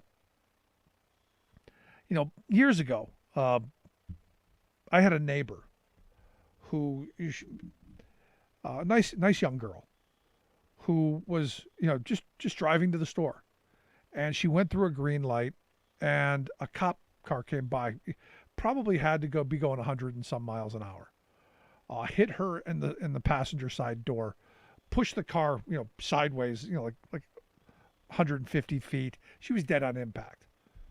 And, the lights of the cop car were, 100 yards away. I mean, it was a horrible, horrible thing. And this cop was chasing a guy because he ran a red light. And you go, explain to me how you get into a 100-mile-an-hour chase, how you go through all this. And now the story with Wright is he had an air freshener dangling from the rearview mirror, and the sticker on the registration was outdated. I don't know that that's something that you're willing to pull a gun on and shoot somebody over, or even tase. I mean, this is the kind of craziness that's gone on, but we're in this weird world right now where I don't know where the line is anymore on how we deal with things. It used to be back when I was a kid, if you did something stupid, the cops, they'd smack you around a little bit, but they didn't shoot you usually. It's crazy times. And you look at all of these shootings that are going on. It's too much. But you also look at, I was watching, this story today about all the smash and grabs that are going on. All of these crimes that are happening that you go, at some point, you're going to have to put a stop to it. Because understand, and this is where Democrats had better come around to the idea that Republicans are going to beat them senseless in the next election over safety and security, over the fact that they don't look like they're willing to do anything about crimes. Look, had Dante Wright ran, you go find him at his house, you arrest him, you charge him, and you slap him with a pretty hefty fine and maybe even a couple of days in jail for stuff like this. You don't run. But here's the thing: I got to be honest. If I'm him, if in this day and age, if I'm a young black guy, I don't know that I'm not looking to run. Now, I wouldn't, because that gives them an excuse, because this is all this excuse now. Well, what happens if there would have been a policeman on the other side who was in the car? What happened? Well, I don't know what if. You shouldn't have done this. And this is where, the conversation about appropriate policing comes from. I had observed, a while ago, and this is going back a couple of years, that you never see anyone arrested. Put your hands on the car, put your hand behind your back. You never see that. When I was a kid, that was standard operating procedure. You put your hands on the hood of the car, spread your legs, and they would feel you for any weapons. You don't see that anymore. Every time you see an arrest today, it's slamming someone to the ground. It's a knee in the back. It's physically restraining them, even if there was no real reason to physically restrain them. Now, I understand there are people going, well, we're a crazier society. There's part of me I kind of get a little bit. I have friends who were policemen in the years past, who always had the motto of I would rather be judged by 12 than carried by 6. I get it. You want to go home at the end of the day, and every policeman should. I'm not on either side of the extreme. But I'm pro-security. I'm pro-police when they're not wrong. We have to have them. Sorry, there's no way you're going to get rid of all of them. But we have to do it in a way that's kind of sane. And unfortunately, and especially when you're looking at high poverty areas. Now, when I grew up in the projects, look, the only time policemen came into our area, this is reality, is when they were mopping something up. Something bad happened. They were mopping something up. Or they were coming, to take somebody away. I, as a child, never had, I can actually say in my lifetime, I've never had a positive interaction with a policeman. Never. Every time it's always been something negative. Now, my kids, on the other hand, know Officer so-and-so, and he lets them turn the lights on. And, at Halloween, they were handing out glow sticks, and, they come to the school, and, Mr. Nice Policeman, and, they know them. Their kids, fathers are policemen, and they help coach the baseball team. It's a different environment from where I grew up in. So I've been very fortunate in that I see both sides. I see both worlds. I grew up in a minority community. I was one of the only white kids in an all-black neighborhood. That simple. And it was a high poverty area. It was a high poverty housing project on the west side of Cleveland. And the only time you saw police there was when there was real trouble. And they treated people like they were less than human. Now, they didn't kill them. They didn't shoot them like we're seeing today. But it was a different level of training, I think. And I think a different level of concern of not everybody had guns. This is the weird world we're in. Again, as we saturate society with more and more guns, if I'm a cop, do I know if someone that I've pulled over is going to shoot me? No, I don't. And again, this comes back down to this gun stuff. Everybody has a gun. And you have to think that way.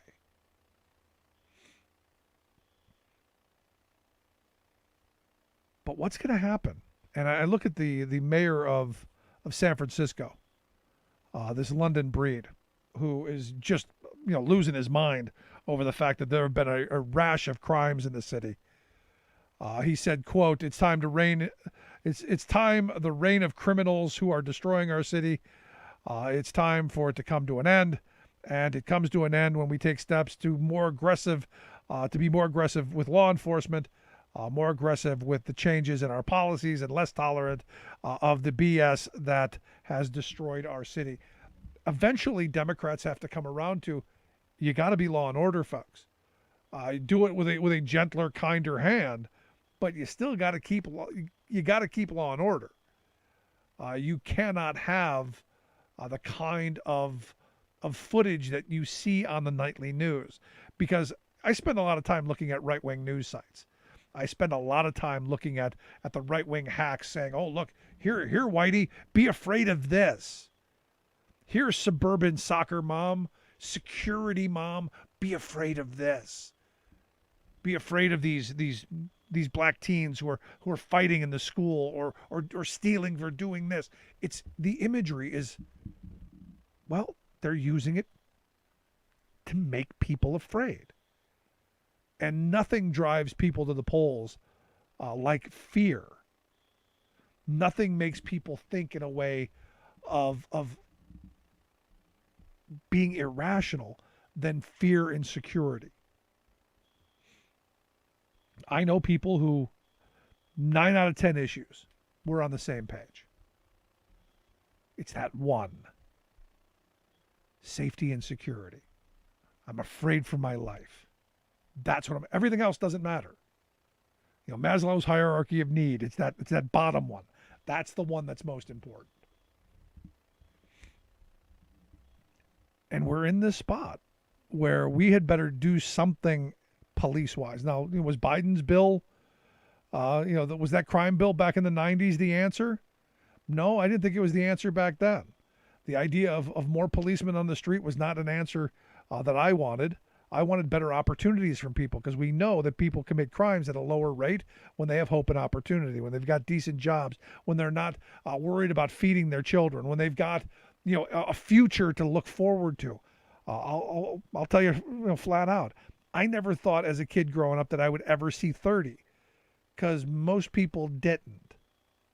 Out of my projects, the only way you got out was go to jail, dead, you were a really good athlete, or you joined the military.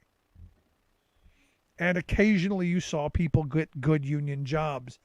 So for me, that was that's the future. That's the way you go. That's how you get out of this mess. That's how you make lives and opportunities better. Which is why I pitch what I pitch, which is why I believe in an economy that's going to create those jobs, which is why, the last guy talking about, hey, how do we take people out of prison and give them those tools to get to that place where they've got a tomorrow to look forward to. Look, when you don't think you're going to be around tomorrow, you don't care what you do today, because there are no consequences. You're not going to be around tomorrow. So for me, the idea of building and promoting strong families, good communities, educational opportunities, and eventually good, solid family wage sustaining jobs, be that the private sector, as Jeff Korzenik wants to do, or doing it through a government as a last resort kind of thing, like I say we have to do. You still have to do it. Because if you have a poverty class like we've got, you're always going to have a prison class. And you're always going to have something to be afraid of. Just my thought. Love to hear yours. You can email me, rick@thericksmithshow.com, or give us a call, 1-866-416-RICK, 1-866-416-7425. Some interesting little bits of, a couple of little tidbits I found interesting. You remember Michael Flynn? Remember him? Former, Army general, big Trump guy, actually worked for Obama first, and then they fired him, and then went to work for Trump, and then they fired him. Him and this other Army Reserve colonel, this Philip Waldron, evidently they've been working on some projects together in places like Afghanistan and Iraq. Evidently, the idea is that they're pushing the same kind of things here. The kind of big lie theory that they've done in other places. And what's interesting is they're still stuck on the, Donald Trump won the election. And regurgitating this time and time and time again. What Reuters now pointed out is they said, quote, now the two military veterans, along with at least two other retired and reserve officers, are engaged in a new mission, this time with a domestic target. They are central to the far-right effort to persuade Americans that the 2020 election was stolen from then-President Donald Trump. This has been their mission. Because ultimately, and this is where I think back to history. You go back to, the coup attempt during the FDR years, when Smedley Butler was going to be the face of the coup. And instead of being the military face of overthrowing the Roosevelt administration, actually went to Congress and blew the whistle. This isn't what Flynn is doing. You put Flynn in that spot, chances are we're fighting with the Nazis and the Germans, the Nazis and the Japanese. Chances are we're a fascist country because corporate America wanted us there. Brown brothers, they wanted us there.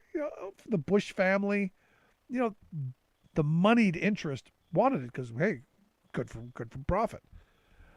Now I point to my state here of Pennsylvania, where the AP reported that today in the court, they ruled that the 2020 election was not rigged in any way, shape, or form, even though you had a number of Republicans who across the state who were pushing the big lie theory.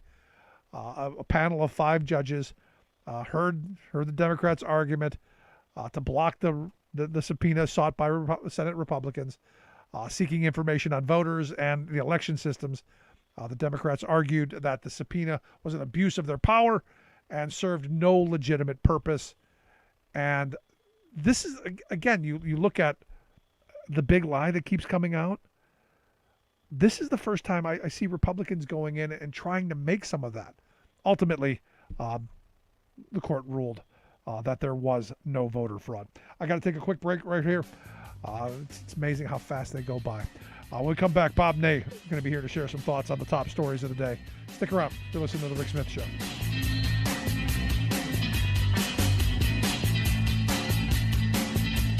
I'm Rick Smith, and this is Labor History in 2. On this day in labor history, the year was 1921. That was the day Kansas National Guard troops marched into Crawford County coalfields to quell the Mother's March. 8,000 miners went on strike that September to protest the jailing of their United Mine Worker District leader, Alexander Howitt. Howitt was found guilty of violating a statewide strike injunction for calling workers out on strike in 1919. Governor Henry Justin Allen had established a state industrial court which ruled strikes illegal. Howitt's members considered it a new kind of fugitive slave act. They likened their jailed leader to a modern-day John Brown. The United Mine Workers opposed the court and the increasing number of unauthorized strikes. Many district leaders were divided over this protest strike and chose not to support it. The strike also divided the membership, and some went back to work. Conditions worsened after 3 months until the striking miners' wives took matters into their own hands. They met in Franklin to organize a march that would effectively shut down the mines.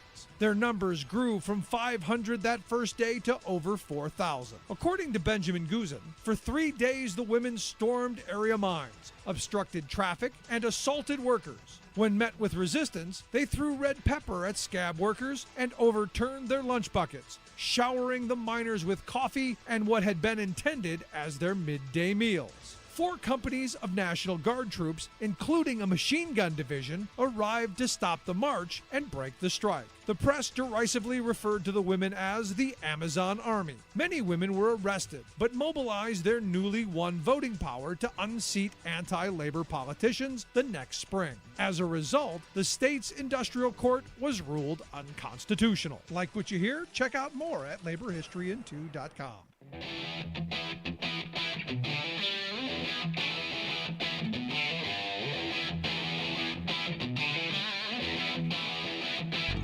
Welcome back to the Rick Smith Show. Now, here is Rick Smith. So it doesn't look good for the Build Back Better plan. It was reported today that the talks between Joe Biden and Joe Manchin were going poorly, and ultimately the reporting coming out of out this afternoon was the child tax credit money. That's probably not going to happen either. So the hope that we would get some of that done by Christmas, well, those hopes are dashed. Maybe in the new year, maybe with more pressure, maybe with more angry phone calls. I don't know, but it's amazing to me that a guy from one of the poorest states in the country would turn down that kind of help for his constituents. Anyway, here to share some thoughts on the top stories of the day, our good friend, former Ohio Congressman and political analyst Bob Ney. Bob, thanks for taking time for us. Oh, thank you, Rick. So, I'm looking at this Joe Manchin thing, and we've had this conversation a number of times. This isn't new, but I'm just looking at this going, what is it about this one thing that we can't seem to just get that through? Well, Rick, I don't know if it's just the one thing. I mean, that's what we're seeing out front, And if it's this one thing, it might then become the next one thing after that. The way I've been watching this unfold, I think you and I talked, I want to say in May, I'm going to go back to May, that, at some point in time, and this is before they got to, what are we going to do with Manchin, public conversations, somebody needed to sit down if there were the 50 votes and they had 49 and see exactly where he was at, pin him down, honestly, almost item by item. And now it's gotten to, where we know some of the things that he wants.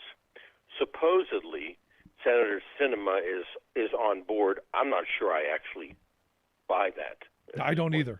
I don't know what that I think changes by the day. Me I'm wrong, but I'm with you. I don't buy it. Yeah, I think it changes by the day. In fact, she came out today and said that she supports the election reform bill that the Democrats are considering and wanting to pass, but she doesn't support doing anything with the filibuster. And I'm going, well, then do you really support it? Right. Because you can say, I support it, but there's no way, there's not a snowball's chance in Haiti of it passing. But hey, so I support it. So this is another one of those scenarios where, I can look good by saying, no, I support it, but I'm not going to give you any avenue to get it passed. Right. Now, in that article, they're saying on Manchin that he's not telling President Biden what to include or not include, and that he has always been supportive of this is what the article said, of the child tax credit. He made it clear the cost shouldn't be greater than 1.75 trillion. Right. Of course, the tax credit's one of the more extensive parts of the bill, obviously, over a period of time. And I think it's a 10-year period they were forecasting it. So they also continue to say, well, he's not the type that would make the deciding vote against the president's, signature legislation. Well, I'm not sure that that's the case. When I read this. No, I'm not either. Then, we're too far down the road already. That's what I thought too. This should have been passed already.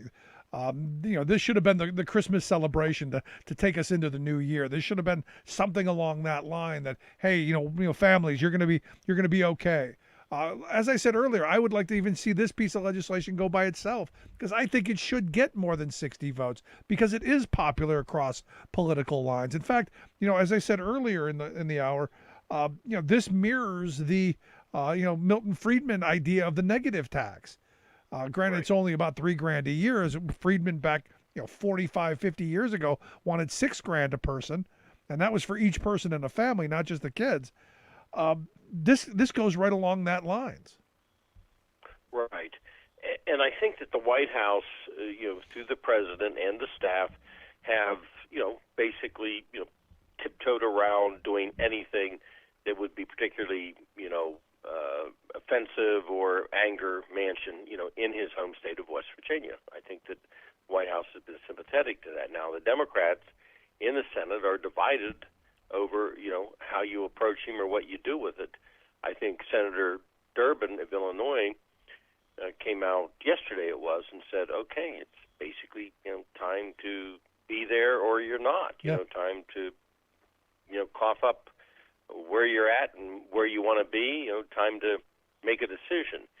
And the one thing that Manchin may do is to go along with some basic, components of the bill and then yield to have this plethora, of amendments out there. Yeah. And if that happens, Rick, somebody may look at this bill that's supported originally and say, wow, that's not the same piece of legislation. And just because the Republicans would get amendments doesn't mean they're going to vote for the final product. Exactly. And I want to stress that because, people would come to me and other people that were sponsoring legislation and say, well, I'd like, the following 5 amendments. And then you ask them the jackpot question. Are you going to vote for the bill? You may still vote for their amendment, don't get me wrong, but you ask them the jackpot question, and the Republicans are not going to answer yes. No, none of them. There's not going to be a vote on Not going this. to happen. Nope. No. Not So in the they're Senate. going to be alone in how they, defend this package, and then they would have to know what the amendments are. And I have progressive friends, that say, well, this isn't right. We need to get Manchin out. You're not Okay, getting well, good Manchin luck. Good luck. Wake up. Yeah. I don't know I what border dream West I don't know what dream you're in, but get out of it. Right. Manchin's the best Democrat you're going to get out of West Virginia right now. Right. And, frankly, this is making him a hero amongst, some of the independents and Republican-leaning independents. As far as the Democrat primary, good luck on that. Yeah. So this is where it's at. These are how the cards are falling. But I knew this wouldn't happen by Christmas. And when they say, well, we'll go into next year, if they are still debating what Manchin's going to do in May, I think forget it. See, I was thinking March, but I'll go with your May because I think March, we'll get something by let's March. divide it. Go April.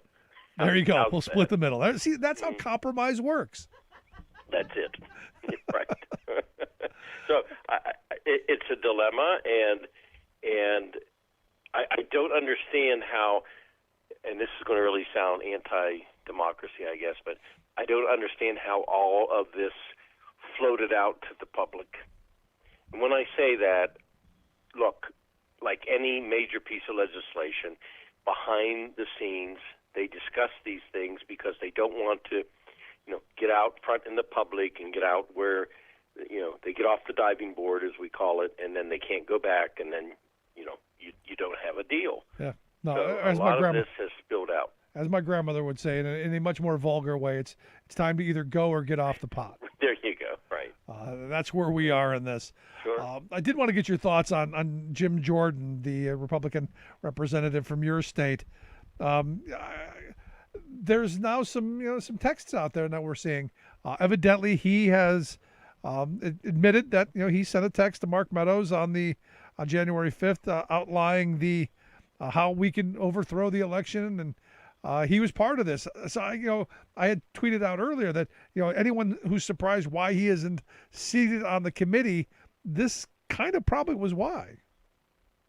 Right. He had that on January the 5th. That he forwarded the text message, and he had his theory of what Pence should do. By the way, Pence has just talk about this week Trump just came out against Pence, and of course Trump's on this rampage against McConnell, which the Democratic side should be happy about. Yep.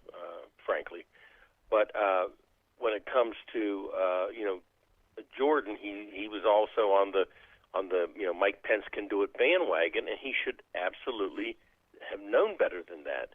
I mean, these are theories that they wanted Pence to stand there and go, no, I don't like that state. No, I don't care. You members of Electoral College, it doesn't matter about your votes. I'm just going to declare that one. Take it back to Pennsylvania. Yeah. No, we're not going to take that one today. How crazy! It's insane. It's absolutely insane. And in a democracy, it's bizarre to say that they even wanted to have a theory where one person could say, no, that one doesn't count. Oh, but I'll take that other one. You're okay with these votes, but the other one's going to kick back to the legislature. Yeah, we got alternative electors. Right. And of course, so Jordan's the unnamed lawmaker. They originally talked about unnamed lawmakers. But you were someone who spent a lot of time in Congress, and are these communications protected? Should these texts should this be protected? Because you're seeing people who are we're going to sue Verizon, and we're going to sue people for giving over this information and all of this stuff. Do they have a right? Is this something that should be protected? Well, there's a form of protection here in the sense of if a member of Congress makes a decision and it's involving legislation, they have a certain protection, obviously, from being sued, because that's the way it was designed. Otherwise, you'd be sued 50 times a day, by people. That's a whole because people bring that up. That's privileged in the sense that you can't be sued for an official action. That's privileged. But as far as a text on a theory of what you want somebody to do, that is not privileged information, at least in my opinion. Yeah, because I'm listening to all these people. You got Marjorie Trader Green and Lauren Boebert and Meadows, who are and I guess you got, was it Eastman, someone's suing Verizon now, and you're going, I'm sorry, you probably shouldn't have texted your treason. Maybe that's maybe something that you probably shouldn't have done. I don't know. You have a committee; they're looking at the texts. Obviously, they have the information, and why would you, on this instance, if you're Jim Jordan and you actually believe that you were completely right ethically and legally in what you said, why would you even fight it? Yeah, you said, this is what I said. Yeah. This is what I believe. Why are they fighting it? Yeah, they're fighting it because they know it's not correct.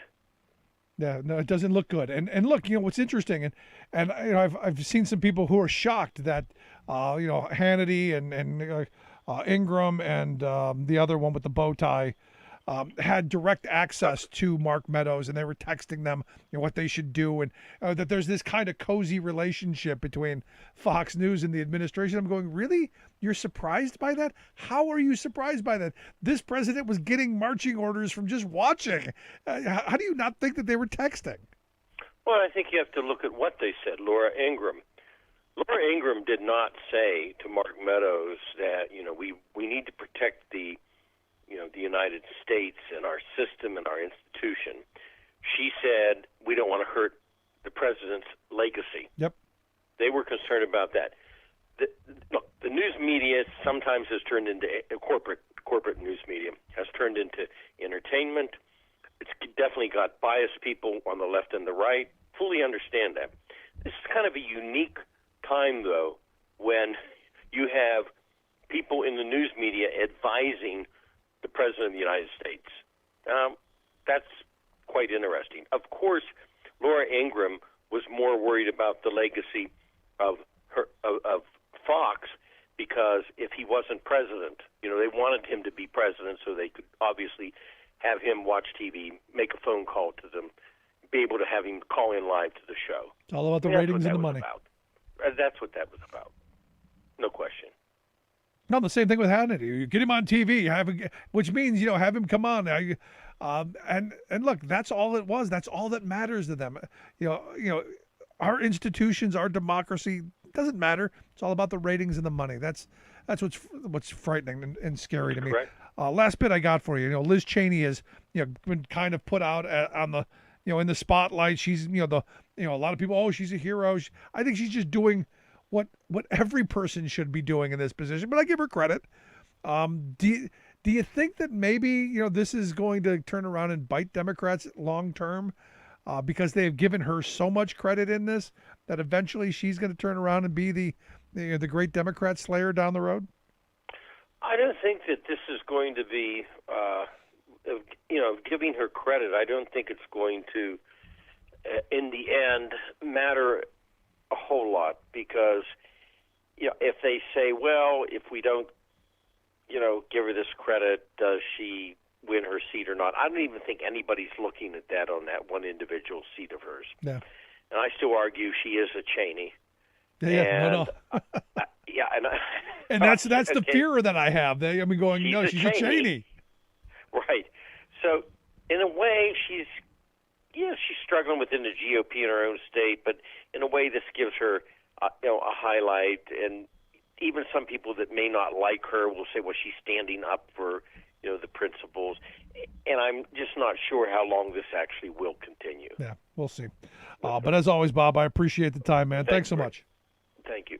Our good friend Bob Ney. No, look, I look at her and I'm going a little leery, because ultimately, and I didn't say it, she is a Cheney.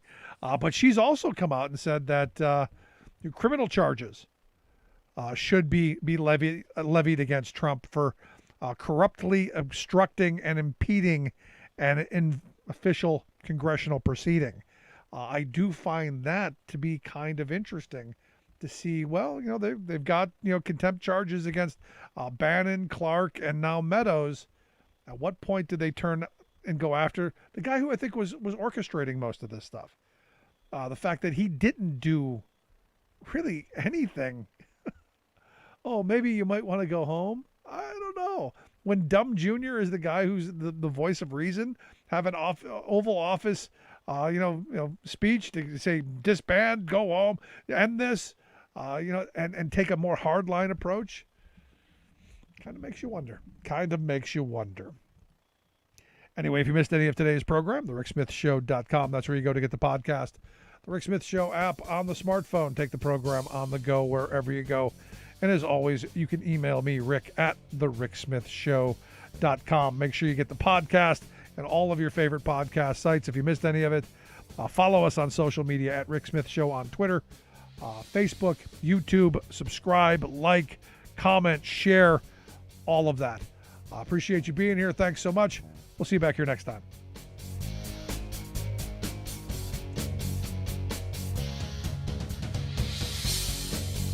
You've been listening to The Rick Smith Show. Email Rick at rick@thericksmithshow.com. Until next time, this has been The Rick Smith Show, where working people come to talk. What does your toothbrush, a fish dinner, and your running shoes have in common? Plastic. We now live on planet plastic. Billions of tons of waste from everyday products made of these chemical contaminants are strewn literally everywhere, on the highest mountaintops, into the deepest seabeds, in dense tropical jungles, and all across barren deserts.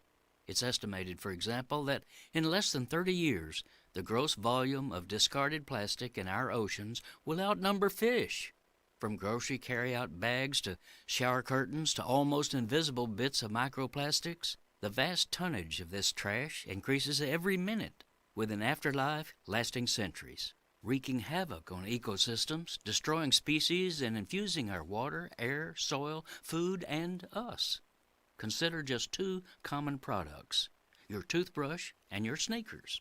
Until the 1930s, toothbrushes were made of degradable natural components. Since then, practically all have been throwaway plastic brushes. But there is no away, so nearly all of the trillions of brushes we've discarded in the past century are still out there, somewhere on the land or in our water. Moving from your teeth to your feet, consider that millions of sneakers are sold in the U.S. each year, advertised as being athletic and cool. What's uncool is that they're made almost entirely of melted and molded plastics that are practically impossible to recycle. So, after a short time in our closets, sneakers spend an eternity as globs of toxic plastic trash. This is Jim Hightower saying, we're being choked by our own synthetic waste, from billions of plastic bottles and cigarette filters to tons of straws and synthetic rubber tires. To help stop the insanity, contact Beyond Plastics. Beyond Plastics